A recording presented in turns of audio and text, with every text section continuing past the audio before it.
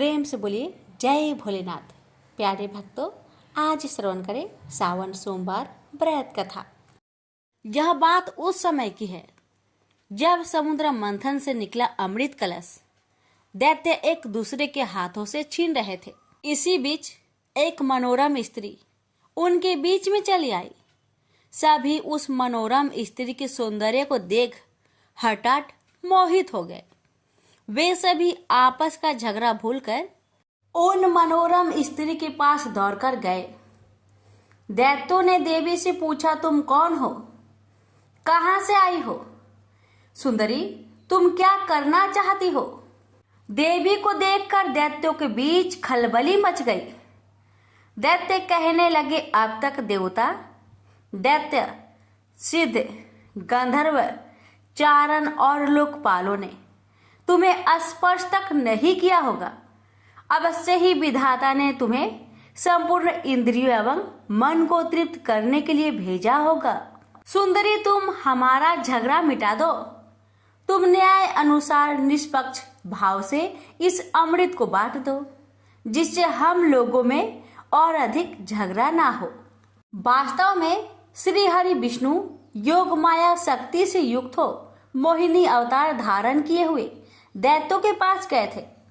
योग माया शक्ति के प्रभाव से तीनों लोकों में ऐसा कोई भी नहीं है जिसे बस में नहीं किया जा सकता है। यही योग माया शक्ति आदि शक्ति है। दैत्यों की प्रार्थना पर तीनों लोकों को मोहित करने में समर्थ मोहिनी देवी ने दैत्यों को हंसकर कहा, मैं माया हूं तथा आप महर्षि कश्यप के संतान हैं। मुझे न्याय का भार क्यों दे रहे हैं? बुद्धिमान पुरुष को स्वेच्छाचारी स्त्रियों पर कभी विश्वास नहीं करना चाहिए। मोहिनी देवी की परिहास भरी वाणी दैत्यों को और अधिक आश्वस्त कर गई और उन्होंने अमृत से भरा कलश उनके हाथों में दे दिया।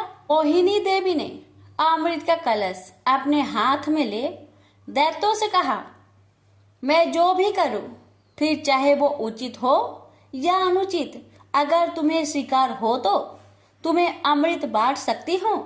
उनकी मोहयुक्त मीठी बात सुनकर सभी दैत्य देवी मोहिनी की प्रस्ताव पर सहमत हो गए।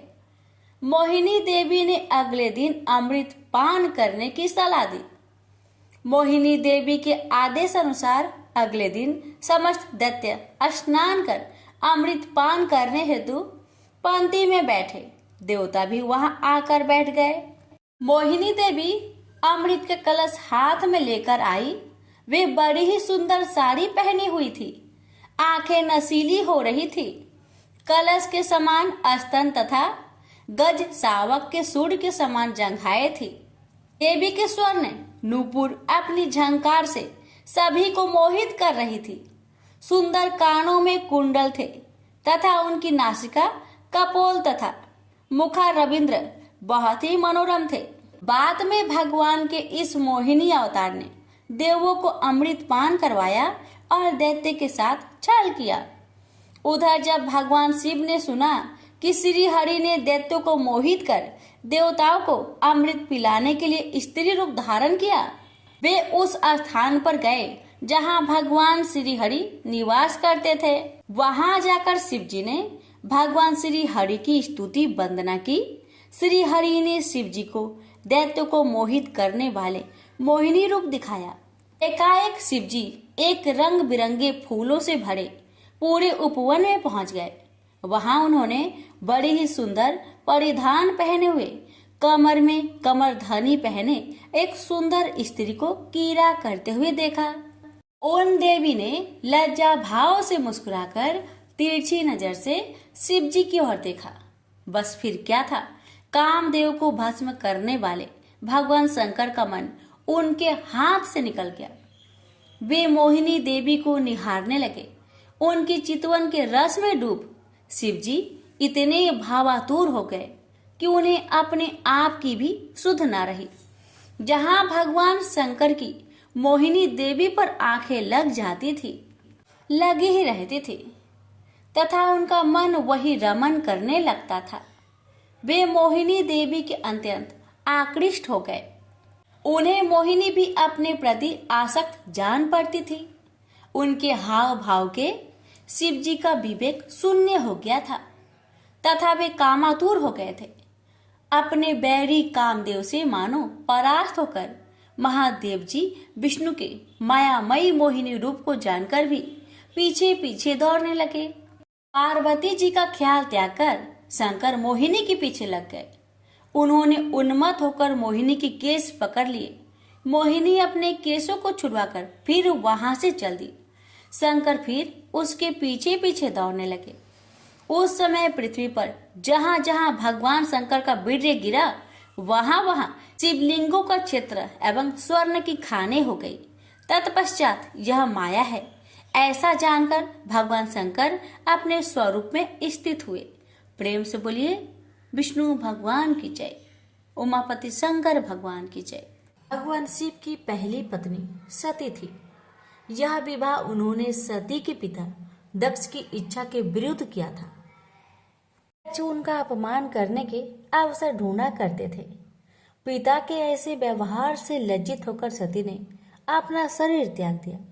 उनकी मृत्यु के बाद शिव हिमालय पर जाकर फिर से तपस्या में लीन हो गए।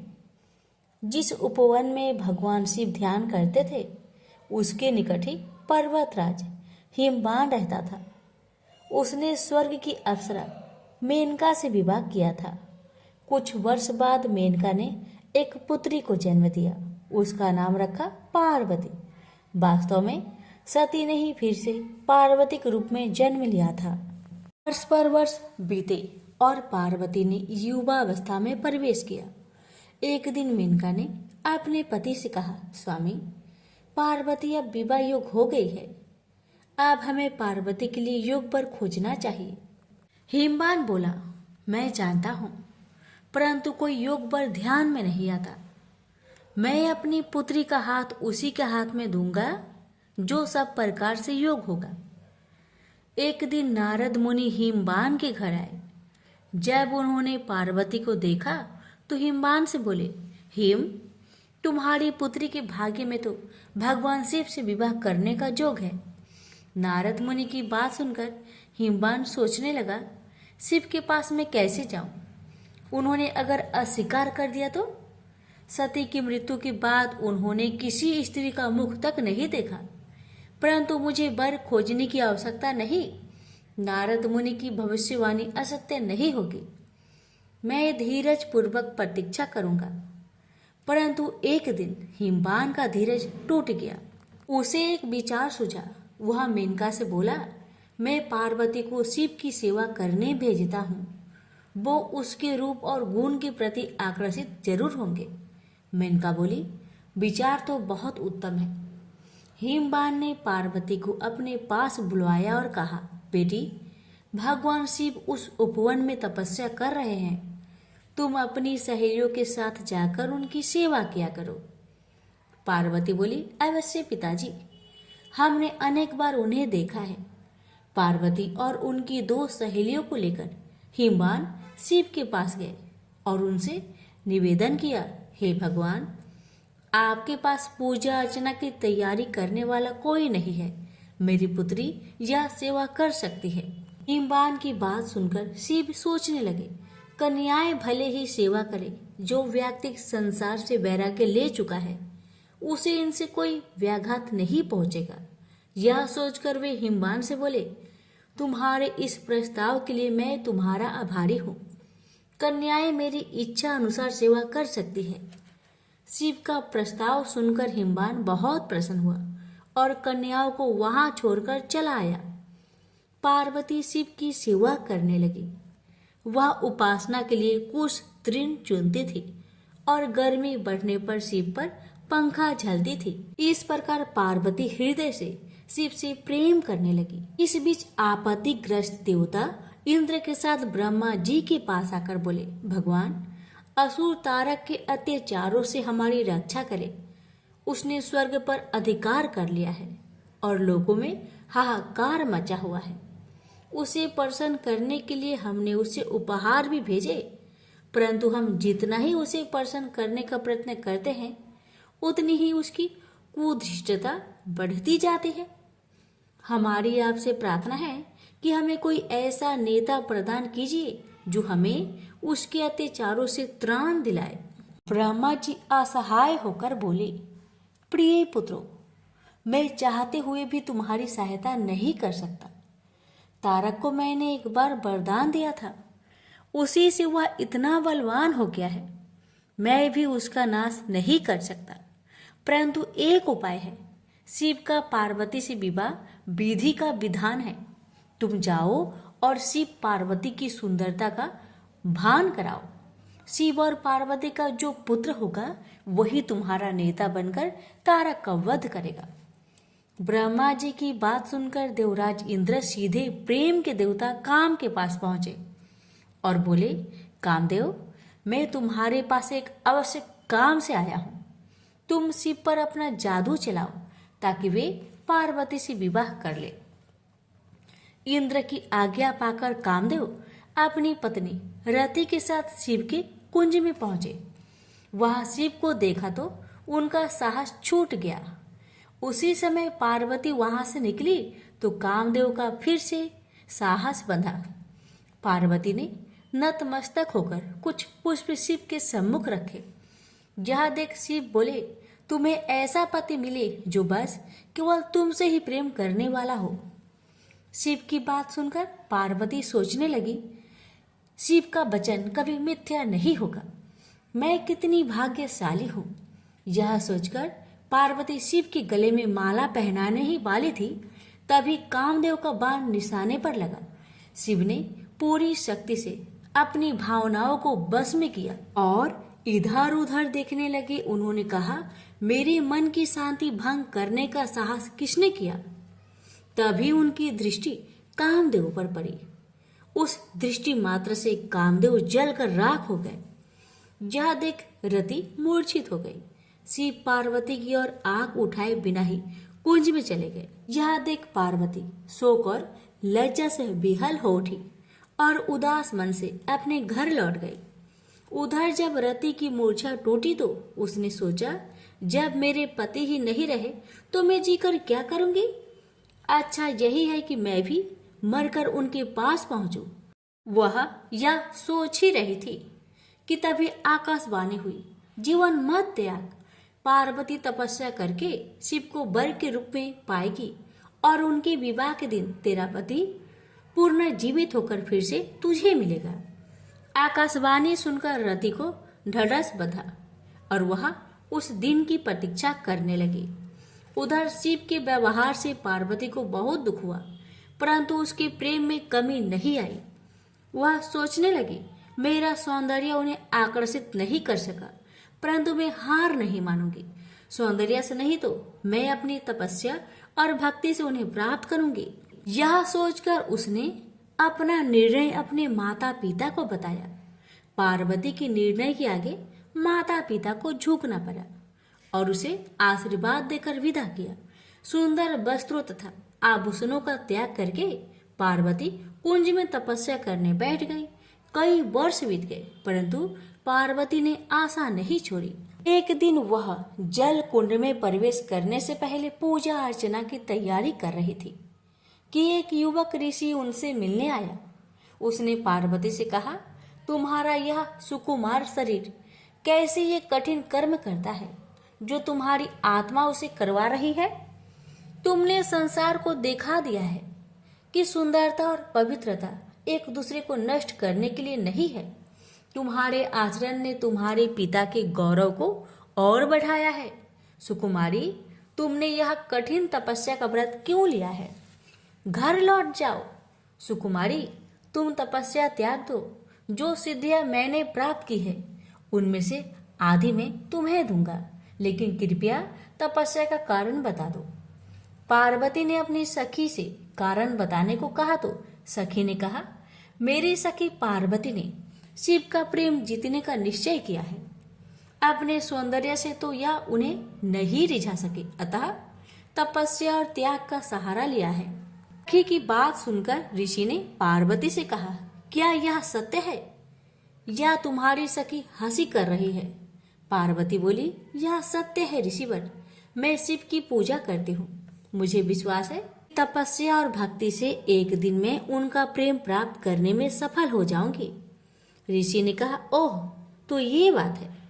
मैं शिव को जानता हूँ, वह तो अपने सारे शरीर पर भस्म रमाए रहता है, आग उससे लिपटे रहते हैं, चर्म धारण करता है।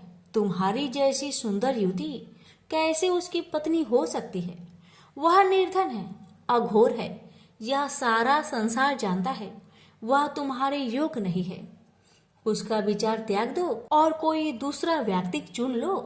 ऋषि की बातें सुनकर पार्वती क्रोधित होकर बोली, चुप रहो। महान आत्मा को महान आत्मा ही पहचान सकती है। नीच प्राणी उच्च विचारों को समझ नहीं सकता।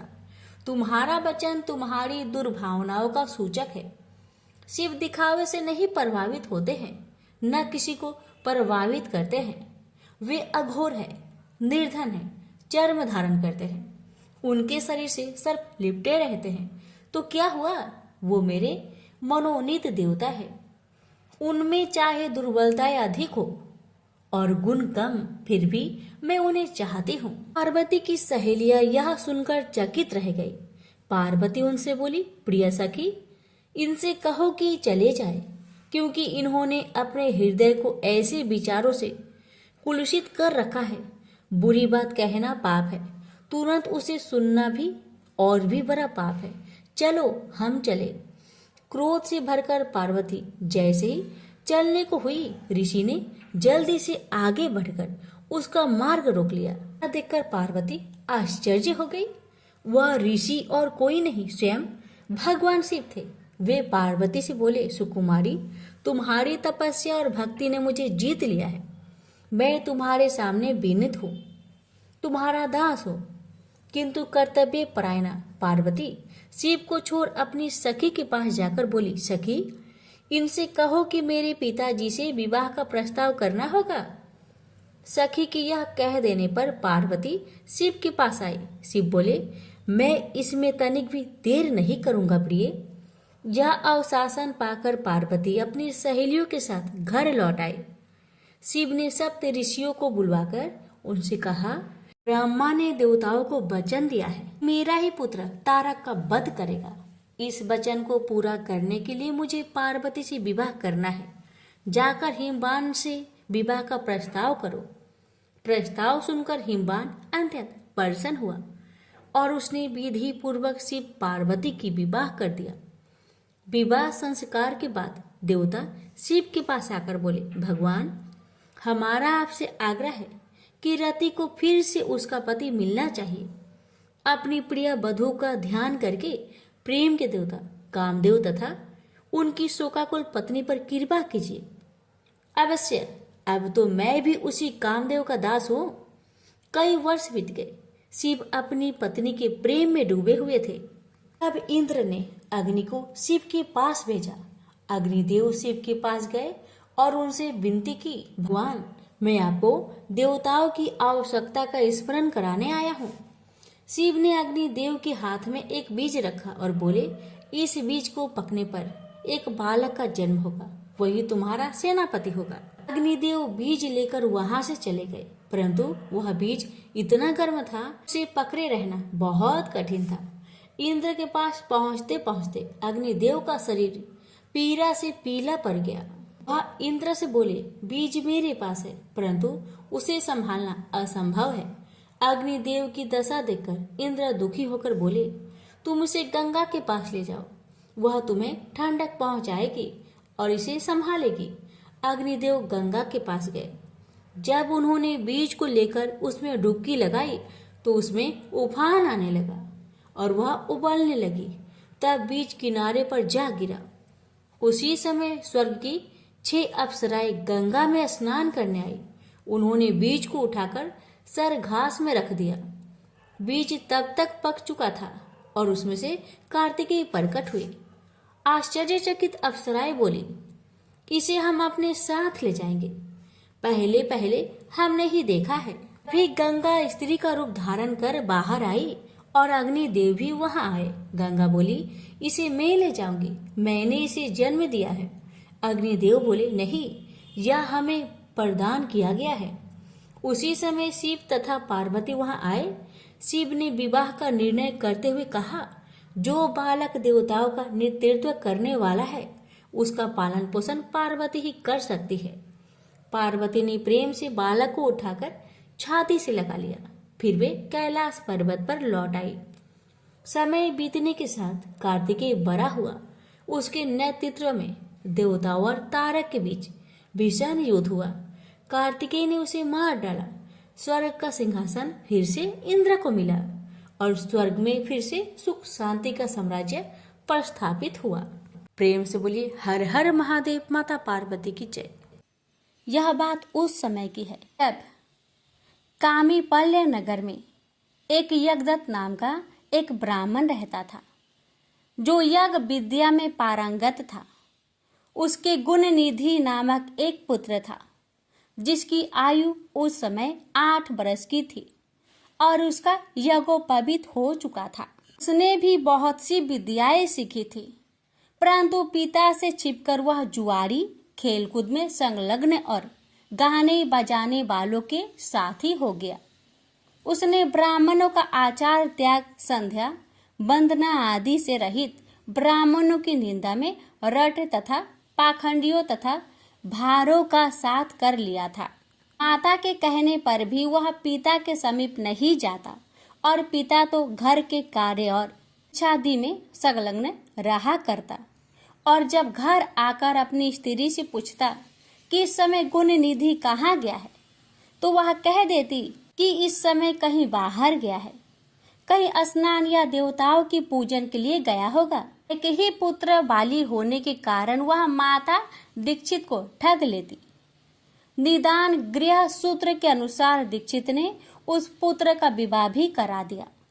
माता नित्य पुत्र को समझाती कि तुम्हारे पिता बड़े ही महात्मा और क्रोधी भी है, तुम अपनी बुरी आदतों को छोड़ दो, अन्यथा जब वह तुम्हारे इस चरित्र को जान लेंगे तब तुमको और मुझको दोनों को मारेंगे।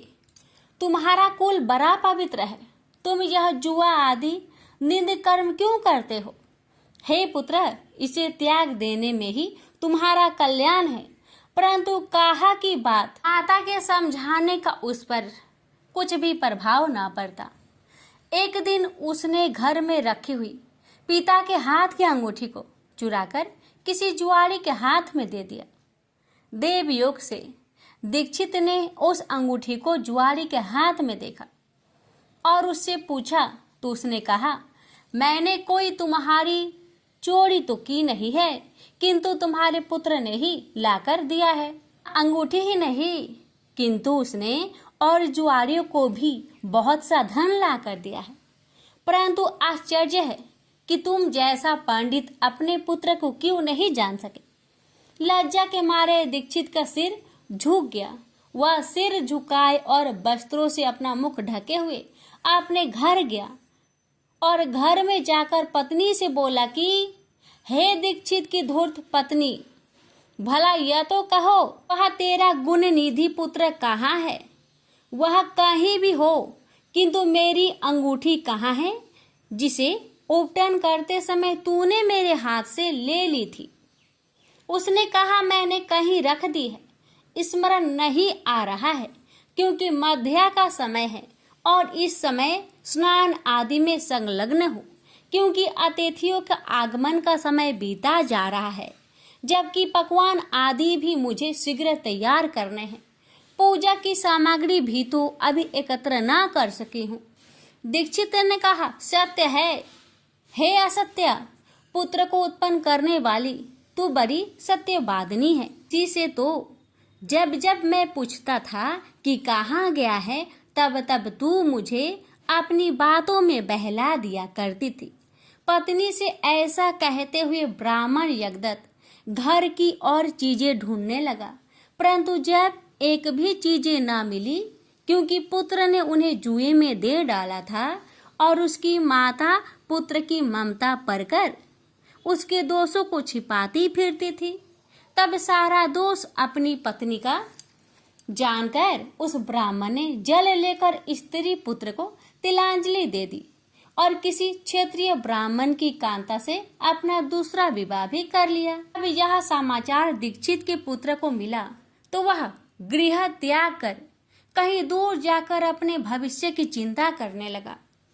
कभी माता की ममता का स्मरण, कभी पिता की धर्म यज्ञता और कभी अपनी मूर्खता पर पश्चाताप करने लगा। निदान भूख प्यास से पीड़ित संध्या का समय एक शिव मंदिर के पास जाकर बैठ गया, जहां शिवरात्रि के व्रत में शिव जी के पूजन हेतु सब परिवार समस्त सामग्रियों से युक्त होकर आया। जब वह सब प्रकार की शिव की पूजा कर चुके और घर से लाए हुए पकवान आदि उन पर चढ़ा चुके, तब भूख से पीड़ित यज्ञदत्त का पुत्र उसे कैसे ग्रहण करे, इसके लिए वह मंदिर की आड़ में छिपकर सब देखता रहा।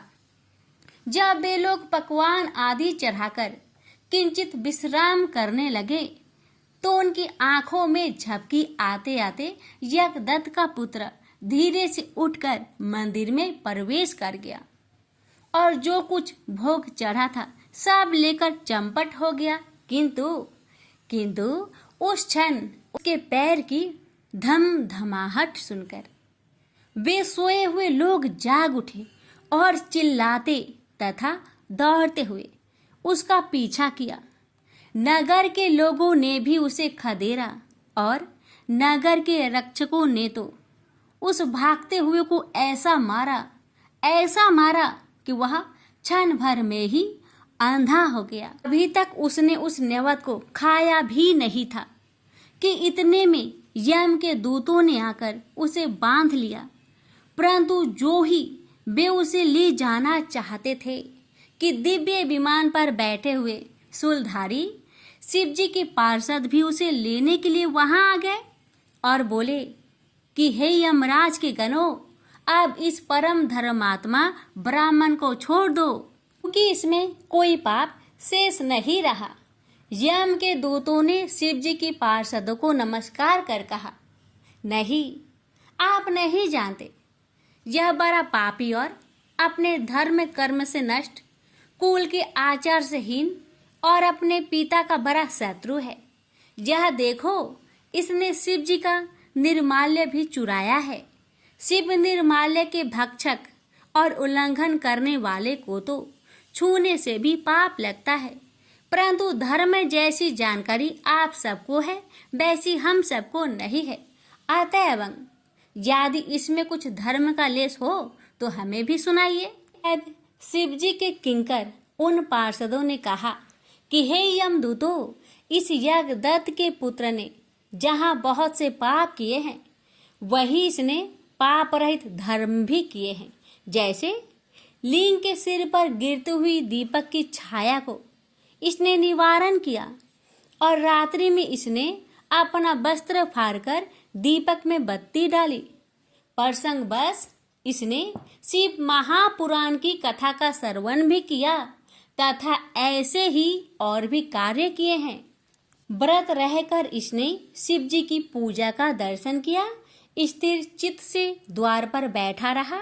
इस कारण यह अभी हमारे साथ शिवलोक को जावेगा, कुछ दिनों तक वहां रहेगा, फिर पाप रहित होकर यह कलिंग देश का राजा होगा, क्योंकि यह ब्राह्मण श्रेष्ठ निश्चय ही शिव का प्रिय है।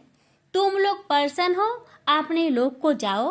ब्रह्मा जी कहते हैं कि यह सुनकर यम के दूत जहां से आए थे वहीं अपने लोक को चले गए।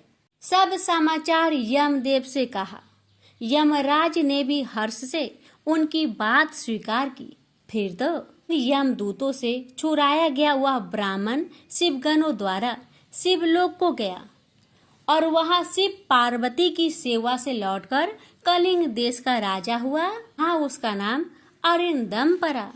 उसने अपने राज्य में शिव भक्ति का अच्छा प्रचार और प्रसार किया और शिव मंदिर में रत्नों के दीपक जलाते रहने से वह अलकापति हुआ। शिव जी की थोड़ी भी सेवा बहुत फलदायक है। यज्ञदत्त के पुत्र गुण निधि का यह चरित्र जो भी सुनेगा उसकी सब कामनाएं पूर्ण होगी और उसे बड़ा संतोष प्राप्त होगा। तो प्रेम से बोलिए हर हर महादेव। माता पार्वती की जय।